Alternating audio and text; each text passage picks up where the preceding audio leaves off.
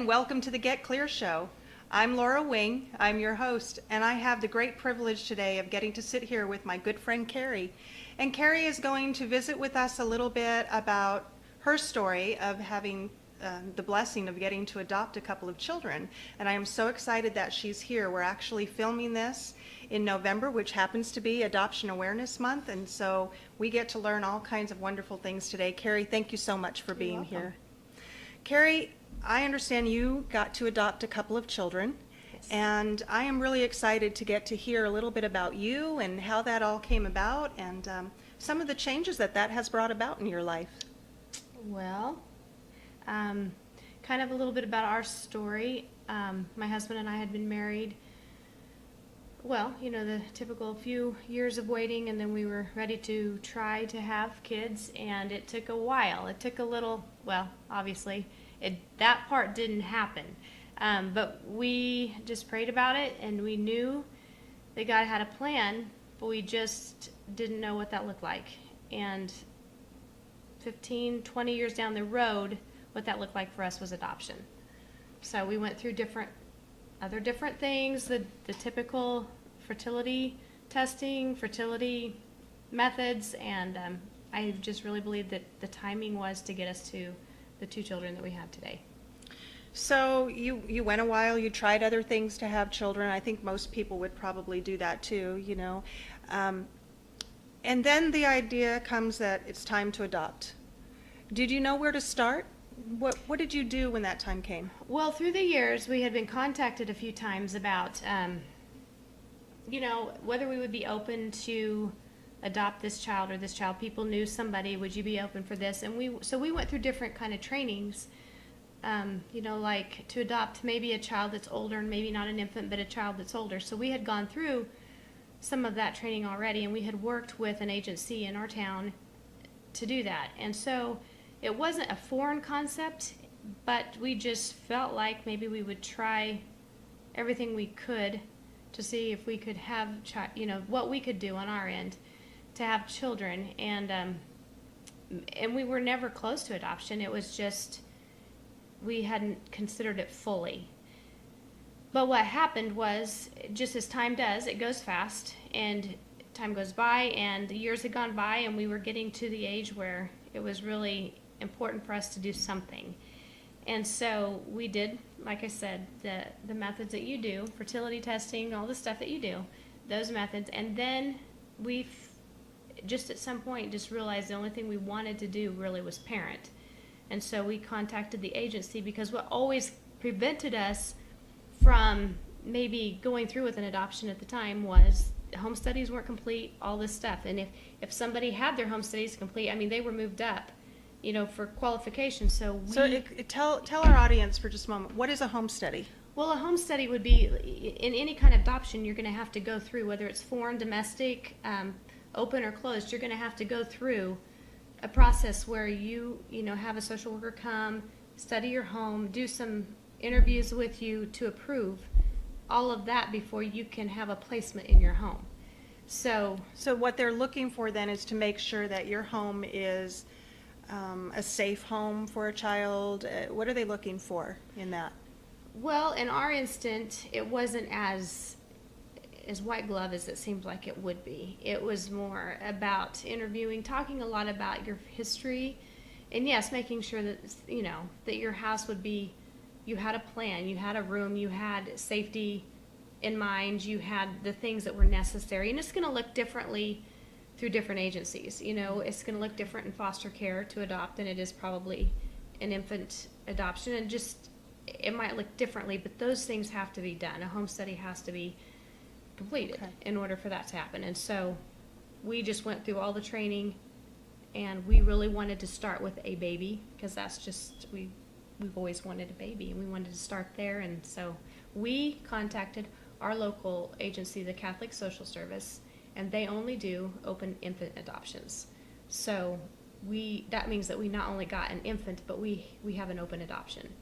And can you explain to our audience what an open adoption is? An open adoption is just creating a relationship with the birth parents, and, you know, making contact through the years, giving them pictures, giving them In our case, we have contact. We get to celebrate birthdays together.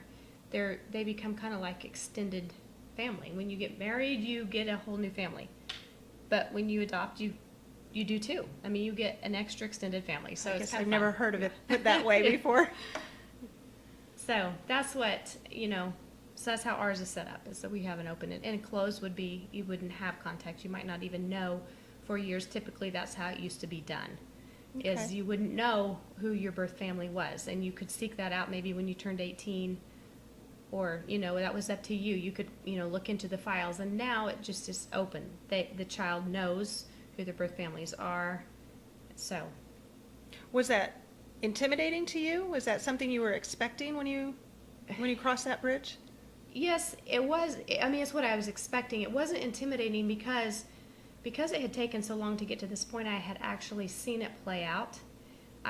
We had some friends that adopted a child through a closed adoption and then turned around and had an open adoption. And the benefit of that was so much better than the closed one, I felt like. Okay. And they were very inclusive of the older child. The birth family was, made sure that the older child who had a closed adoption was very included in their relationship too.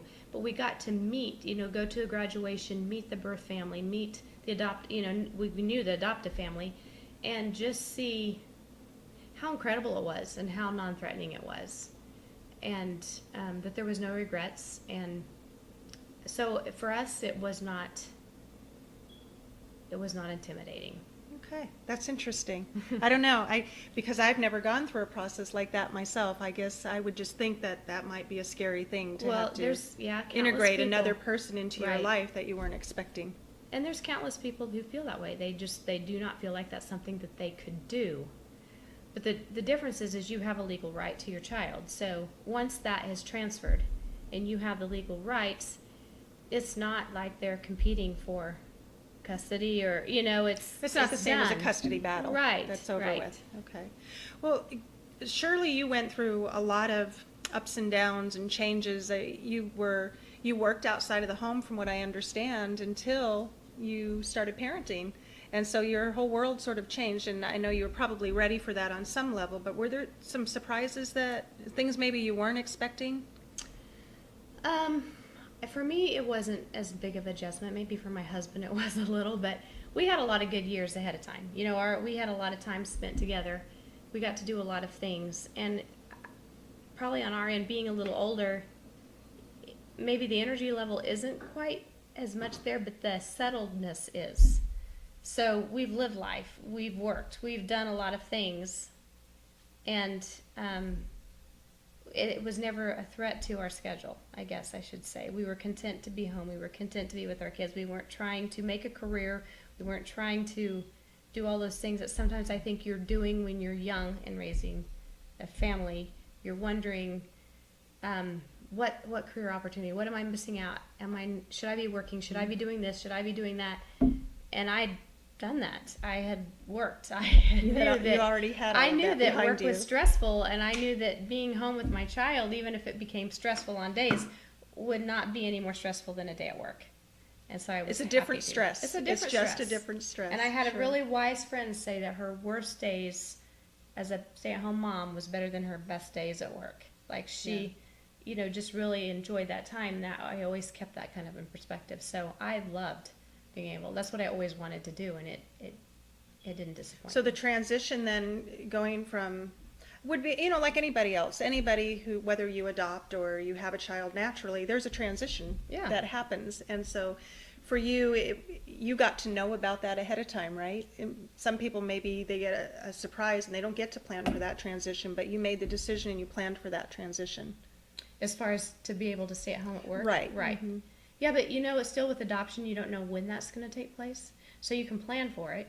You can tell your employers, this is where we're at, and when we get a child, so they don't know, and you don't know when that last day is going to be. So for me, I actually did some consulting and training. I would just take my baby to work with me for a few months, Until you could phase out. Right, exactly. So Cari, tell me a little bit about some of the some of the changes maybe that took place between you and your husband. Surely you planned for this, you knew this was what you wanted, but all of a sudden there's a child in the mix. And everybody goes through that all of a sudden there's a child at home, and the dynamic, you don't get to spend as much time with your spouse as you used to, and all of those things. Were you prepared for that? Were there things that came up that maybe you weren't expecting between the two of you? Not other than normal things that you come across. Like I said, I don't think it was as big a surprise for me as it was for my husband, because I had a lot of nieces and nephews, and even though he did too, I think I was maybe more observant of what that would look like. Yeah. So, but surely by now he's adjusted and he's I happy, think so. and all of those Yeah. things. And so your children, I know, because I know a little about you, have brought a lot of joy into your life, and you enjoy spending time with your kids. And I'm just thinking, as we're sitting here talking, that there is another couple out there that is wanting to adopt, and they're not sure how to go about doing that, and they want that joy that you have in your life, and they want to get to make some of those changes that you've gotten to make. What would you say to them? What would you say to encourage that couple, and maybe even point them in the right direction, knowing how they could go about adopting? well, I would say, we came to a crucial point where we were getting ready to do the adoption, and my husband said, I just don't know. I don't know if I can go through this process, because I don't want to get our hearts broke. And at that point, we had already gone through a couple of, fertility failures, I guess you would say that, or things that didn't take. And I felt like our hearts had already been broken, over and over and over through the years, trying so hard for a family. So I don't know how, trying to think again how you want me to direct the answer, but just as far as hope, I felt like, it's been a good answer for us. I don't know how to say that again. Say what your question. Maybe I'm not answering the question right. I'm just thinking, surely there's another couple out Right. there, and if they're watching this video, it's because they're trying to find some information on adoption, Right. so they know how to go about adopting Right. a child, and what that process might look like for them, and what Okay. they have to look forward to in that process. We know as a society what a woman has to look forward to for 9 months when she conceives a child, but somebody might be contemplating the idea of adopting and not sure, like you said, getting their heart broken. Do I want to go through all of this just to be disappointed, if this adoption doesn't go through, if this fails, do I want to go through that heartbreak? And so, and where do I start? I think that would be, Okay. I know for me, that would be the question that I have. Where do I start? Do I take an ad out in the paper? Do I go through an agency? What do I do? I think that you can definitely do all that you mentioned, and maybe it's good to do all of it. It depends on what your comfort level is. I didn't want to really take an ad in the paper. I didn't want to go through different avenues. I didn't want to promise that I would pay for a ton of stuff that I felt like once we adopted, I would be staying home. I chose to be a stay-at-home mom to raise and love those children. That meant I couldn't pay for every bill that came along the way and have the risk of it not working, and maybe there was not a way. Adoption can be very costly. Now I feel like the agency we went through was very conservative in their costs, and so I really appreciate that. But to sign up to find an agency, also what was important to me and to my husband was that they offer counseling to the adoptive parents and to the birth family. So I wanted counseling. I wanted support for them. I wanted support for us. So doing everything privately was not going to ensure that, and I really felt like that was important. And you pay a lot of things along the way that generally you don't end up doling out your whole life savings, unless you're going to walk out or away with a baby, and you're probably not going to get rid of your whole savings doing that. Just to do that? Yeah, Sure. Yeah, absolutely. There is a little bit of safeguard with an agency. I feel like you have a little bit more protection, and it can be a lot of different agencies. I'm sure there's very many good ones. So, we just happened to have an agency in our town. We had worked with them before. We had taken some training through them, so it was easy for us to go through them and to take the trainings and to do all the things that the workshops and the classes, and to get to more familiar with how the process was. So that's How long did it take from the time that you went through the agency and did all the paperwork and your home study? How long did it take before they placed a child with you? we were probably less than a year. We probably had a child, and because these days you're putting together a profile. When we did it, we put together a profile, but it was a book. Now everything's online. Yeah. So you're putting on an online profile, and the birth family chooses you. So it just depends on, when you're chosen, who's ready to make an adoption plan, what family they're looking for, if you're the right family. So it's really, the whole process of the training and the home study and stuff doesn't take but a few months, but then you're just waiting for, the matchup to happen. So the initial process is just a matter of getting that paperwork done and Right. doing it, and then you just wait. Right. And so you were fortunate it took less than a year. Would you say that's typical, or do you know? Well, for us, we actually had 3 opportunities. We adopted our first child, and then I want to say a couple of years later, we weren't quite through the whole application process, and they knew that they had a match already. They knew we were going to be applying, so they kind of said, let's just get this together and we'll finish the rest later. I want you to Okay. meet this family. So we went through a family. We did have a match, except for there was some complications in it.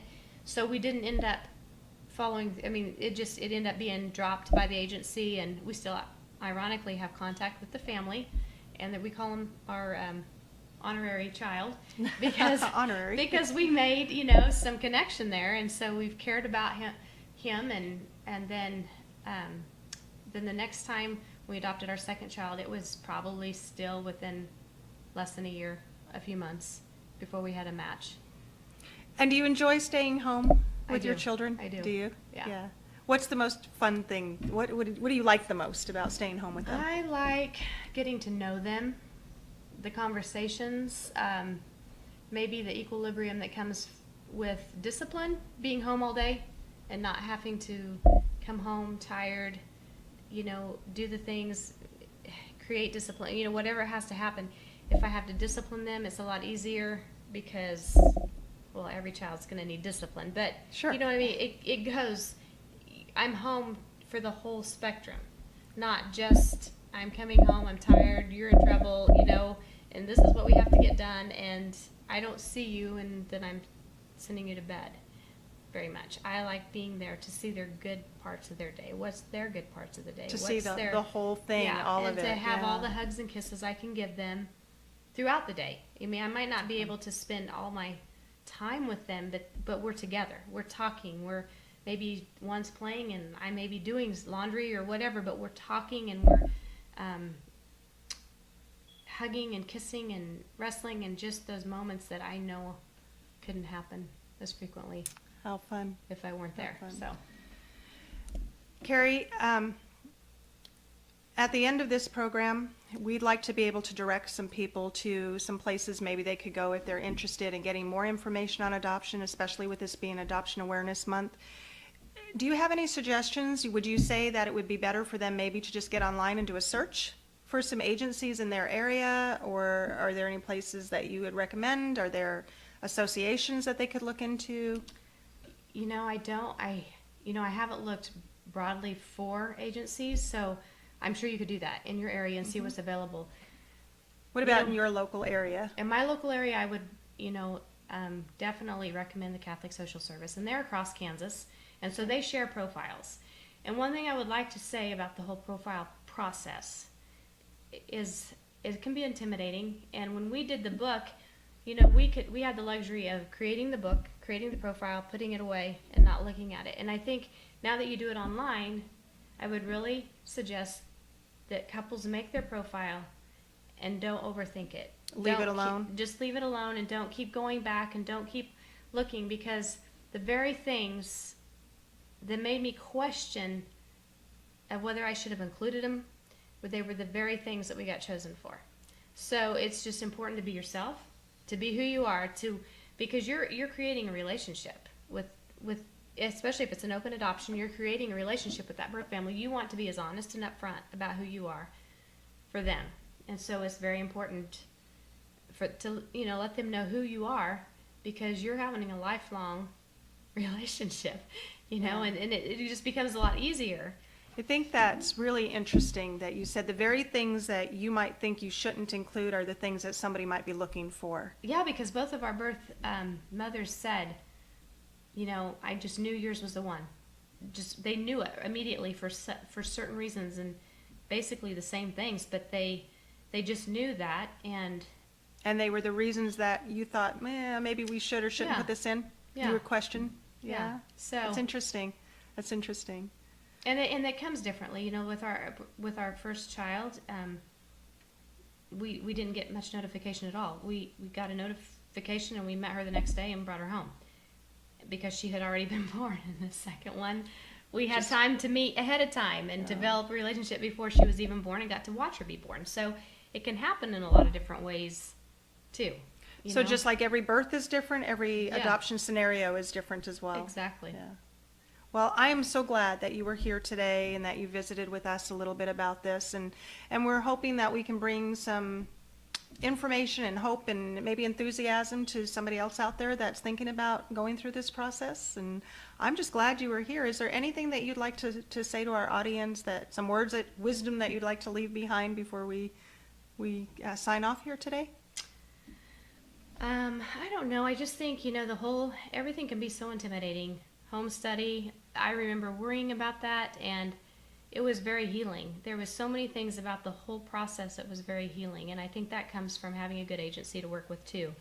They get in there and they help you confront some things that you probably need to confront for yourself, for your own healing, for for your own journey. And they help. I know as long as that agency is open and going well, that they're there for us, and it doesn't matter if it's 20 or 30 years down the road, and they're there for our birth families. So a place where they're going to get support. Yes, and it is I'm not going to belittle the fact that it is an emotional journey, and it can be risky, and both of ours were high risk placements, but they turned out good. And I think a lot of that is due to relationship. I mean, I know you spend a lot of effort now making relationships in an open adoption. You spend that from birth. You're sharing that child. You're not sharing custody necessarily once it becomes final, but you're sharing that child a lot. And so there's a lot of energy put into the relationships now that won't have to take place later, I guess. You're building that. So they become family to you. They become very dear to us. Our birth families are very close to us. So we're building that now, opposed to should we have a closed adoption and when our child's 18, then we're pouring all that energy into getting to know somebody then. At the last minute. It just is what, it's already alive, it's already healthy, and it's very much, I've asked both of our birth moms, we've done panels together, so I'll say, for the Catholic Social Service, we have done panels together for them.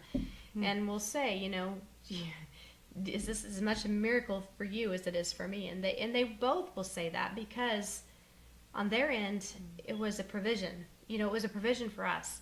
But what causes us such great joy causes heartache and empty. I mean, there's just a lot there that you see that it's hard to watch. There's a process, and so I've asked them, are you sure that has this been good for you? And they'll say yes. Both of them will say it's a miracle to us, because we know they're safe, we know they're loved, we still get to play with them, we still get the good parts and the fun parts, and we leave all the hard parts to you. So It's like being a grandparent. Exactly. So I mean, it's worked. It is provisional for both of us, and it's an answer to prayer to both of us. But it's not necessarily that it doesn't come with a certain amount of grief on one part. Sure. So. Absolutely. Yeah. So that just to be, understanding of that when you're going through the process, that somebody is really entrusting you with something so dear to them, then they'll never truly give that up. You'd say give up for it. They're not giving them up. They're just placing them in a place that they feel very secure about. So. Cari, thank you You're welcome. again for being here. I appreciate that. So we're going to leave some information on the bottom of the screen at the end of this show. And I would like to thank you for watching the Get Clear show today. Cari, again, thank you so much for being with us. You're welcome. As always, have a great day.